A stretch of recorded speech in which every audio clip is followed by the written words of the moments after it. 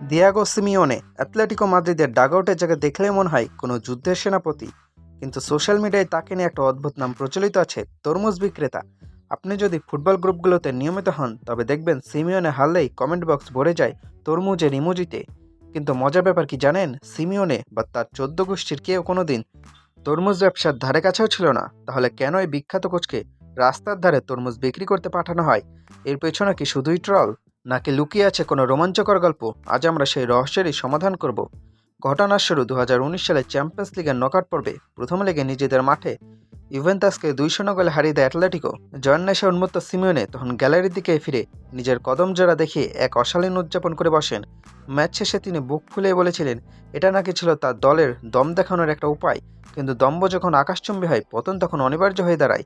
দ্বিতীয় লেগের আগে গুঞ্জন ছড়ালো সিমিওনে নাকি এক বিশাল চ্যালেঞ্জ ছড়িয়ে দিয়েছেন।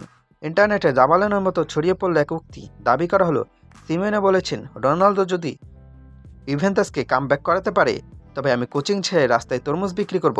যদিও মূলধারা কোনো সংবাদ মাধ্যমে এই উক্তির কোনো ভিডিও রেকর্ড আজ পর্যন্ত পাওয়া যায়নি, কিন্তু ফুটবল ভক্তদের কাছে এটা বেদবাক্য হয়ে গেল।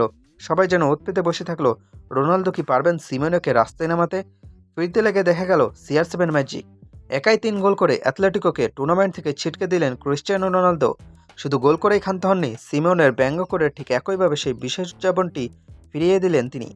মাঠের মাঝখানে সিমিওনে তখন পাথরের মতো দাঁড়িয়ে সেই রাতে ট্রল দুনিয়ার জন্ম নিল এক নতুন মহাকাব্য। ভক্তরাও বলতে শুরু করলো, কই সিমিওনে সাহেব, এখন তো আপনার তরমুজ নিয়ে বসার কথা।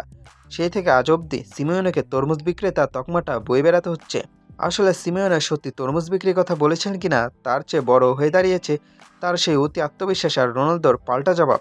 এটি এখন ফুটবলীয় উপকথা বা একটি অমর মিম। কোনো প্রমাণ না থাকলেও ফুটবল বিশ্বে সিমিওনে আজ একজন সফল কোচ হওয়ার পাশাপাশি অফিসিয়ালি তরমুজ বিক্রেতা হিসেবে পরিচিত। আপনাদের কি মনে হয়, সিমিওনে কি আসলেই মনে মনে ভেবেছিলেন রোনালদোকে আটকানো সম্ভব?